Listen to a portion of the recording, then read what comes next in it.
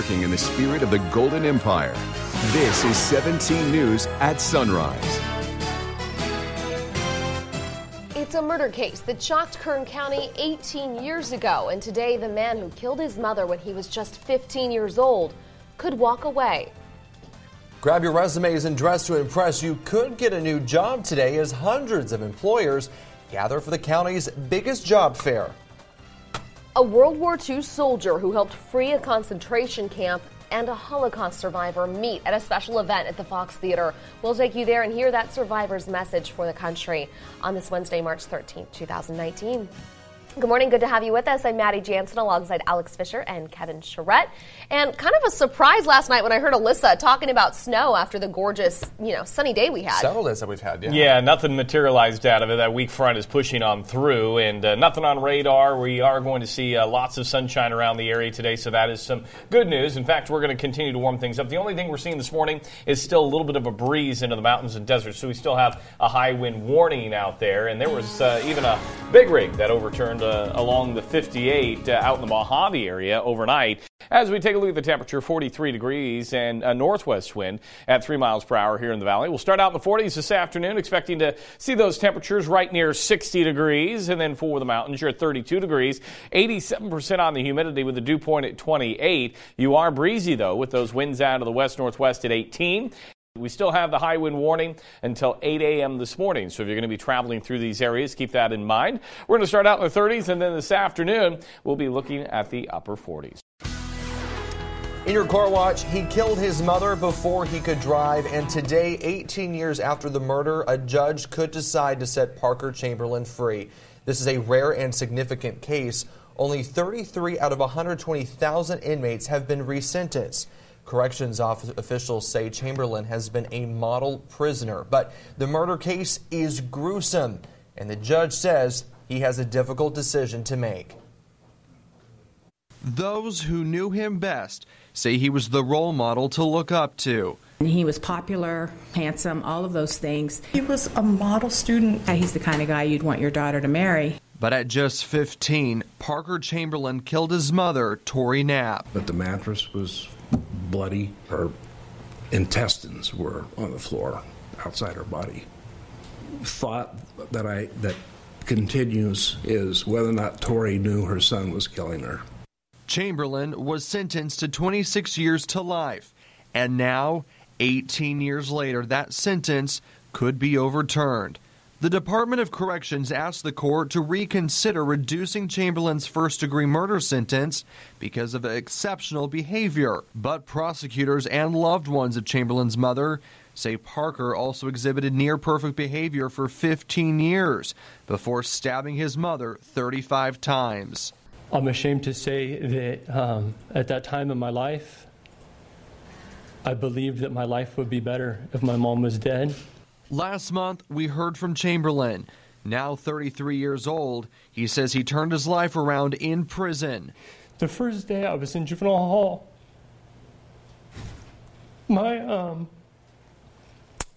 somebody had come and said I had a visit, and I had told this person I don't want a visit. I couldn't even think of facing anyone. And by God's grace, this lady at juvenile hall was really insistent. And so I went out, and it was my grandma and my grandpa. And instead of the condemnation and rejection that I thought and that I knew I deserved, they just loved me. They just loved me. Now Judge Michael Bush will make the final decision in this case, a decision he says will not be easy. Judge Bush has several options, including keeping Chamberlin's current sentence or changing the conviction from first to second-degree murder. In that case, Chamberlin would immediately be eligible for parole. It's 5:05 now. A toe on a back porch. New court documents are revealing more information about the investigation into a body found in a southwest Bakersfield backyard. You may remember the body of Joseph Lara was found burned and buried in the backyard of a home on Hathaway Avenue in January. The coroner said last month Lara died of a drug overdose. Now, new court documents reveal the man who lived in that home let his dog out, and the dog dug up a toe. So he called police, who uncovered the body. 3 people are facing several felony charges in the case. They're accused of burning and burying Laura's body to hide evidence of his overdose and have all pleaded not guilty. We're also learning more about an alleged animal cruelty case that sparked nationwide outrage. Newly released police reports reveal just how fast the woman accused of dragging a dog behind an electric scooter may have been going. The documents show data taken from the Bird Scooter GPS system shows Elaine Rosa may have been riding as fast as 25 miles an hour while dragging a dog named Zebra behind her. Bird says the speed determined by its GPS system is only an estimation.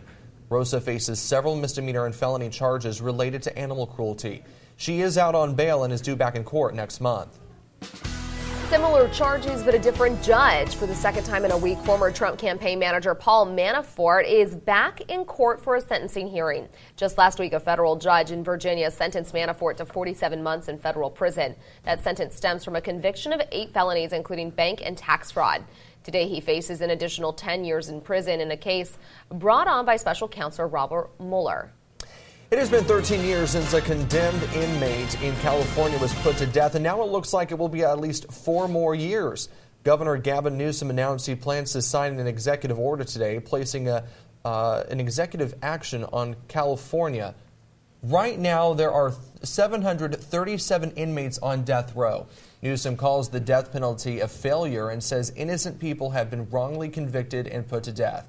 In 2016, voters approved a ballot measure to speed up executions, but lethal injection regulations have been tied up in the courts. We reached out to the DA's office, and representatives told 17 News the office will have a reaction once the executive order becomes official. Entry-level Kern County Sheriff's deputies will be getting a pay raise.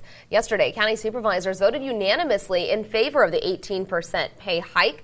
The move's designed to compete with starting salaries for officers in the Bakersfield Police Department and halt the exodus of deputies from KCSO to other law enforcement agencies that pay better.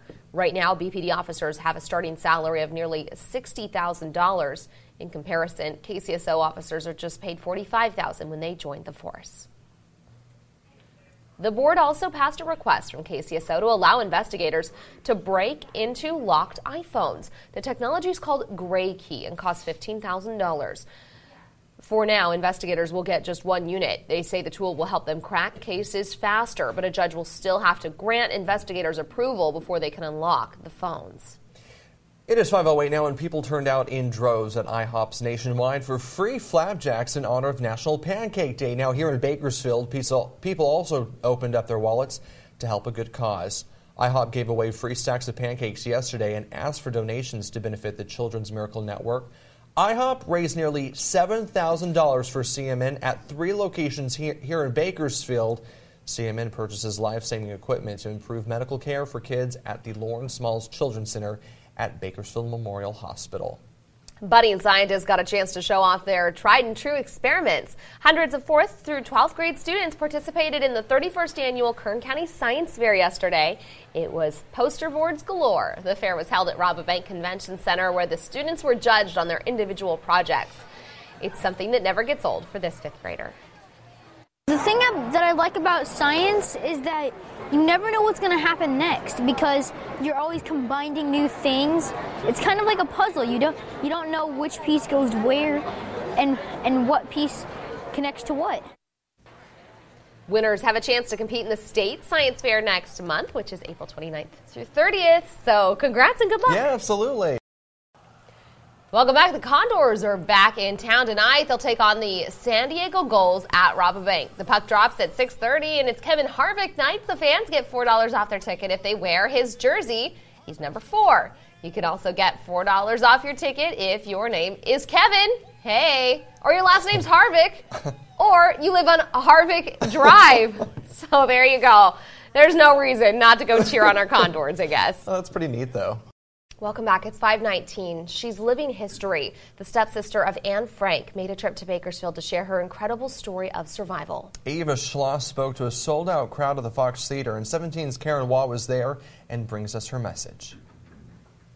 Eva Schloss was one of few who survived the Auschwitz death camp. And the stars aligned in Bakersfield so she could meet some local veterans who fought for her freedom. Mrs. Eva Schloss from London, England.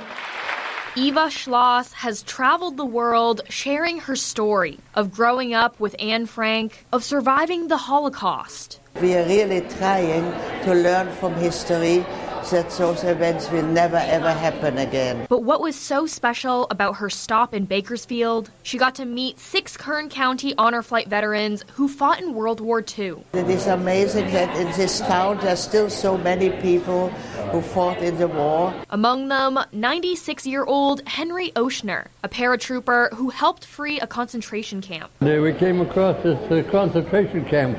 The prisoners weren't there to be exterminated. We gave them all of our rations so they could eat. Schloss's mission now is to eradicate anti-Semitism and prejudice. But she says the refugee crisis is an example of how we have a long way to go. In many, many countries in the world now, there are people who have lost their home. And again, like in the 30s and 40s, that the world is not ready to accept those people. Her solution, education. If I could have a chance to speak to President Trump, I would certainly ask him to make Holocaust studies compulsory in every school in the whole country. Fittingly, Mayor Karen Go proclaimed this day as Holocaust Education Day in Bakersfield. And stand united, stand together against future war crimes, against genocide, against hatred. Schloss leaves Bakersfield hoping to enlighten a country, a community that once helped her. But I was so proud that we could come in there and help these people. Schloss will bring her message to San Antonio, Texas next week. I'm Karen Hua, 17 News.